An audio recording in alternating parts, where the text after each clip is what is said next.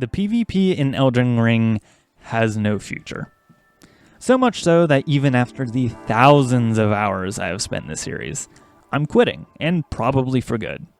I started with Dark Souls 2 in 2015, and I played Dark Souls 3's PvP non-stop from launch until its death.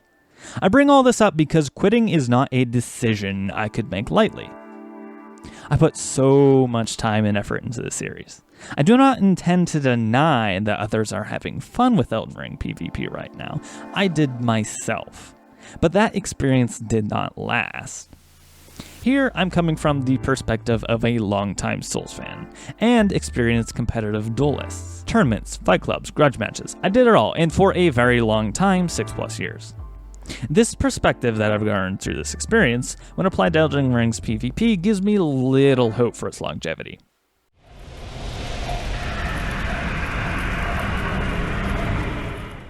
There's something that has stayed constant between all the Souls games: the community. They like to complain. They've been doing it since Demon Souls, and they haven't slowed down since. This is OP, that's broken, nerf this, buff that. This happens independently of how balanced the game is actually. And this is a noise I'm attempting to break through in a video like this. And that's why I won't be talking about any of the next big game-breaking discovery. If it is truly a problem, it will just be patched. Instead, I want to focus on the fundamental mechanics of the game and how they define the meta, because those don't change. They won't ever be patched out, and so if they are an issue now, they will remain that way for the rest of the game's lifespan. As an aside, however, and I won't mention it much more, the balance in the game right now is, well, shit. We'll leave it at that.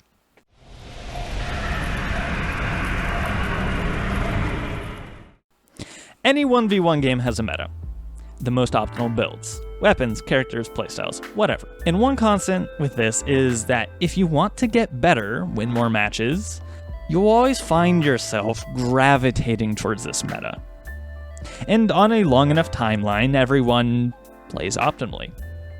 Now, if any 1v1 game eventually devolves into this, and only the best build and strats rise to the top, and they always do, why would you stay and continue with the game? In the case of Dark Souls 3, it was because the meta was fun.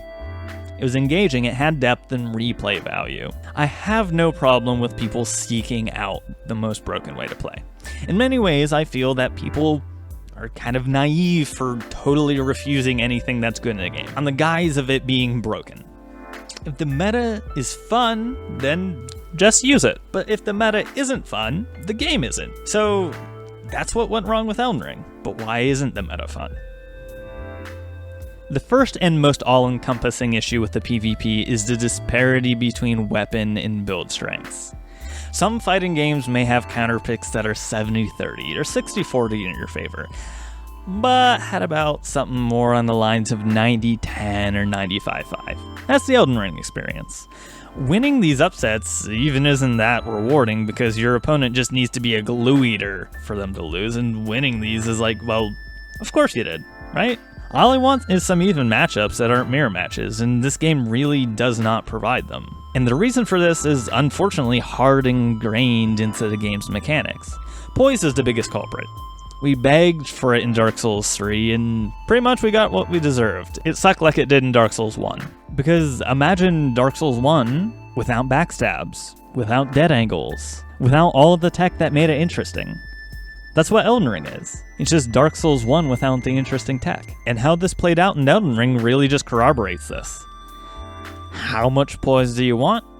All of it. Why? Well, you'll lose otherwise. There's a concept in fighting games of being negative or positive on hit/block. Meaning the number of frames faster or slower you get out of an animation compared to your opponent. Positive just means you get out first by that many frames. You can act first. Negative means you get out second. You act second. Now, if there is no hit stun, as in the case of passive Poise, all attacks are pretty much negative by the amount of frames it takes for them to complete their animation. So if a great sword swing takes, say, 50 frames, I'm not going to go count and the frame data is not out yet, then it is around -50 on hit. Now, imagine if one of the players didn't have Poise. Their opponent's swing does have hit stun, and say it's +5 on hit. Well, your R1, because they have Poise, remains -50. Now, I am not a fighting game expert, but if I was given a choice, 100% of the time, I would choose to have all my opponent's swings be -50, compared to +5. So, by relation, 100% of the time, I'm choosing to sack the maximum amount of Poise that I can fit on my character, which is all of it.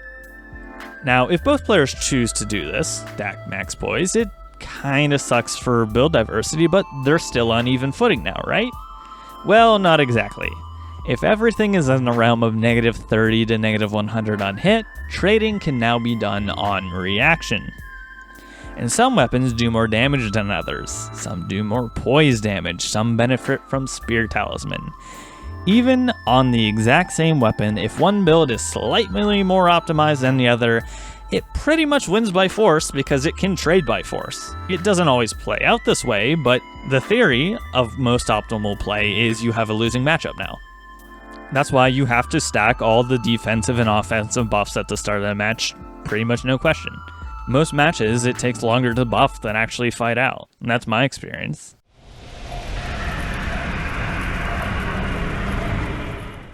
I want to bring emphasis to the by force descriptor, because upsets are nearly impossible in certain circumstances, because the build just dictates who wins before the match even starts.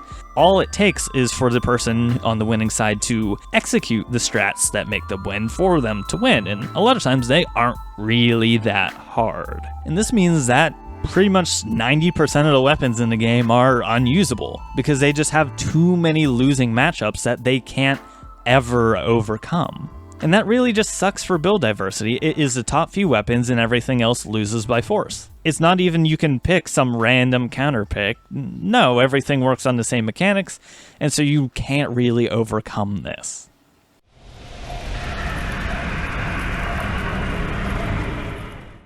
All this and some builds don't even follow the rules. I laid out earlier that how all weapons are negative on hit with passive Poise, and now that's not strictly true. The biggest exception for this is Uggs breaks Poise in one hit, even the rolling attack, which is pretty much as fast as many other small weapon R1s. Other weapons that cheat are Twin Spears. I've been killed in 2 hits, and I run 60 Vigor, Bull Goats, defense stuff. Still get killed in 2 hits. It's insane. So they're fighting outside because they don't need to Poise too much. They just trade. They win. Doesn't matter. Now for a completely unbeatable strat, I don't even know how to counter it, and I've looked for a very long time, shield pokes. They can never be outtraded. They don't take damage in the interaction, and shielding is nearly risk-free. I have a good question. Whatever happened to shield poke instability? In Dark Souls 3, the animation you had for shield poking had reduced stability on your shield, and you took increased hit stun on your shield. So basically, it was a near instant shield break. It would combo things that wouldn't normally combo on shield, and it would leave you without stamina or shield break you. Why did they remove this? Shield poking was strong in Dark Souls 3, but it was balanced. This is just a regression. They solved an issue, and then they went back on it. And as I'm going to point out later, they did this a lot. Now, I've done testing, playing with no Poise against friends, and it is worlds better than playing with Poise. However, I can't really pursue that avenue much. What good would it be to get good at a game only under my special rule set? I'll beat you, but only if you take all your armor off first. Ridiculous. Now, the game's still not perfect. They neutered the standing R1, making most too short to practically roll catch. Now, that's just a skill that I would love to have ported over from Dark Souls 3. On the same hand, they buffed movement attacks. Running, crouching, jumping, they got a range and damage boost over the previous game. And AR was practically doubled on all weapons, and since the R1 no longer combos, the best move in your kit is often the running R2, as it is longer, safer, and has more damage than pretty much any other alternatives in most cases. And the result, a neutral that consists of mostly pot shots and running away. If we take this outside the realm of just testing, I feel everyone who has played much of this game's PvP might have a similar experience to mine.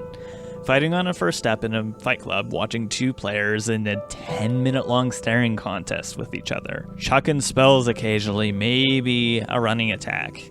How engaging, like I'll just sit there forever. Or, as I like to play aggressive, I have literally chased my opponent out of the arena into the bushes.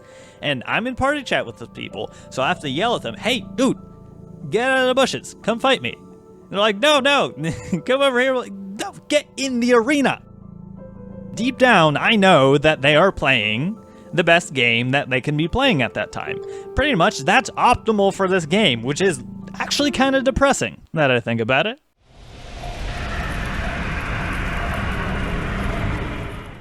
Now I want to look at how all the Souls games in the past have fixed balance issues between the games in the series, because as a general rule, until now, each game in the series has made subtle changes to the formula that have improved the balance of the game and added depth to its combat. Dark Souls 1, played as intended, was terrible, only made good by the massive depth of tech available to those dedicated enough to learn it. Chain grabs, dead angles, backstab escapes, toggle escapes, these were all necessary for the meta to function. This shows in the changes made for Dark Souls 2. Dark Souls 1 tech was not intended by the devs, and so to remove it, what made it necessary had to be changed as well. So the hit stun system was changed to allow for 2-hit combos. Backstabs were given startup frames, and the Poise system was reworked, limiting movement while in hit stun.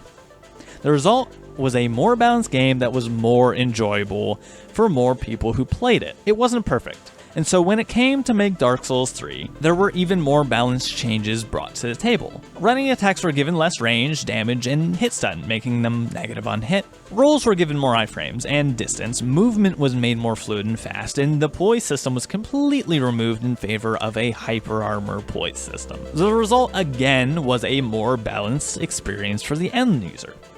Now we get to Elden Ring, and this is why my opinion of the game is so low right now.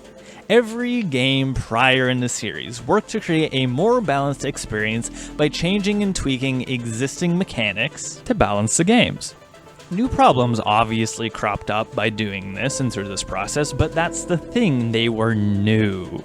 Unforeseen, but for the first time in the series, we are seeing the Souls games regress.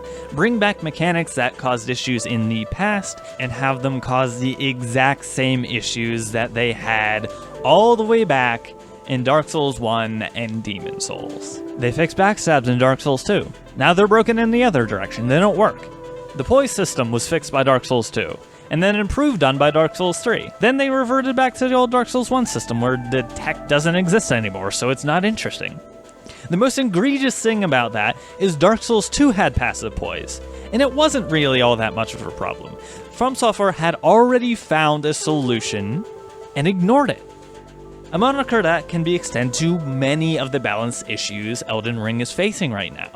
Is From Software gonna give us a backstab back? No. Is From Software going to completely rework the Poise system so it's not a trade fest anymore? No.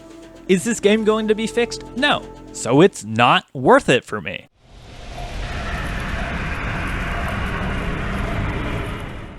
In the end, this game has left me searching for the mechanical depth within it, a way to differentiate myself as a player. I had already had all the game knowledge I needed ported directly from the time I spent with Dark Souls 3. I won all my matches. I didn't care. I won because my build was better. My own player skill within the first few weeks had smacked squarely into the skill ceiling of the game. Nowhere up from here. Not even within my imagination could I find a meaningful way to progress. Sure, more game knowledge could prevent some odd cheesy deaths that happen, but that's finding a simple solution to a simple problem. I know I sound selfish and arrogant right now, and I don't care. The sole reason I played Dark Souls 3 for 5 long years of my life was that I could always progress. No matter how good I got, I could always see a way of getting better. To me, it felt like there was no ceiling to how good I could get.